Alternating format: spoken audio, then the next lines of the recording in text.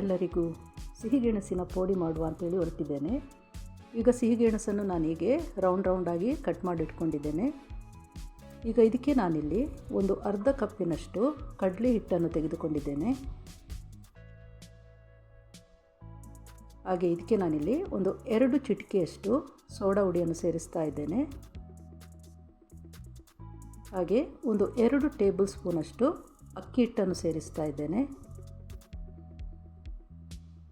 ಅರ್ಧ ಟೇಬಲ್ ಸ್ಪೂನಷ್ಟು ಉಪ್ಪನ್ನು ಸೇರಿಸ್ತಾ ಇದ್ದೇನೆ.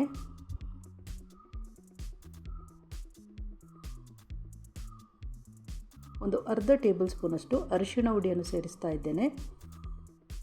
ಹಾಗೆ ಒಂದು ಅರ್ಧ ಟೇಬಲ್ ಸ್ಪೂನಷ್ಟು ಓಂ ಕಾಳನ್ನು ಕೂಡ ಇಲ್ಲಿ ನಾನು ಸೇರಿಸ್ತಾ ಇದ್ದೇನೆ.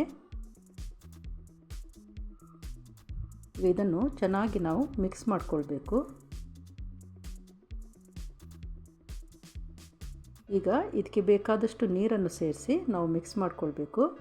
ತುಂಬ ತೆಳು ಮಾಡಬಾರ್ದು ಹಿಟ್ಟನ್ನು. ಸ್ವಲ್ಪವೇ ನೀರು ಹಾಕಿ ಎಷ್ಟು ಅದಕ್ಕೆ ಬೇಕು ಅಷ್ಟು ಅದ ನಾವು ಮಾಡಿಕೊಳ್ಬೇಕು.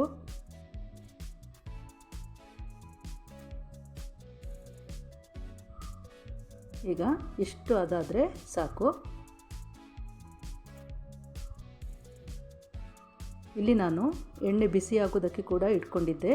ಎಣ್ಣೆ ಬಿಸಿಯಾಗಿದೆ. ಈಗ ಈ ಕಡಲೆ ಹಿಟ್ಟಿಗೆ ಕಟ್ ಮಾಡಿ ಇಟ್ಕೊಂಡಂಥ ಸಿಹಿಗೆಣಸನ್ನು ಹೀಗೆ ಡಿಪ್ ಮಾಡಿ ಇದನ್ನು ನಾವು ಫ್ರೈ ಮಾಡಿಕೊಳ್ಬೇಕು.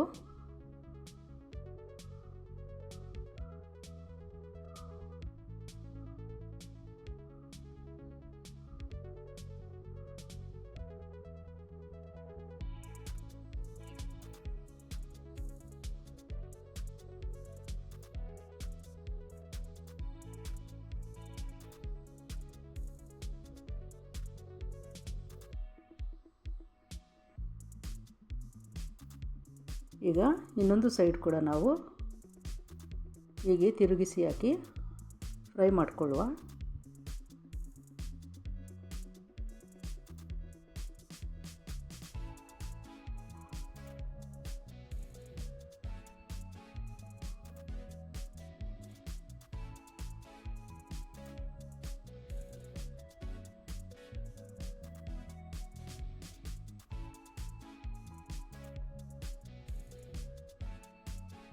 ಇದು ಫ್ರೈ ಆಗಿದ್ದು ಸಾಕು. ಇದನ್ನು ನಾವು ತೆಗಿಬೋದು.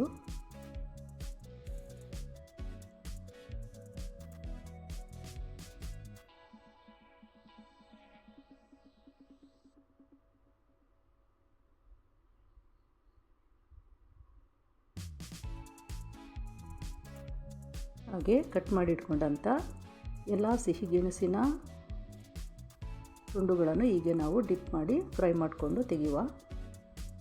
ಇದು ಸಂಜೆ ಟೀ ಟೈಮಿಗೆ ತುಂಬಾ ಒಂದು ಚೆನ್ನಾಗಿರುವಂಥ ಒಂದು ಸ್ನ್ಯಾಕ್ಸ್ ಆಗಿದೆ. ಹೀಗೆ ಇದನ್ನೊಮ್ಮೆ ನೀವೆಲ್ಲರೂ ಟ್ರೈ ಮಾಡಿಕೊಳ್ಳಿ.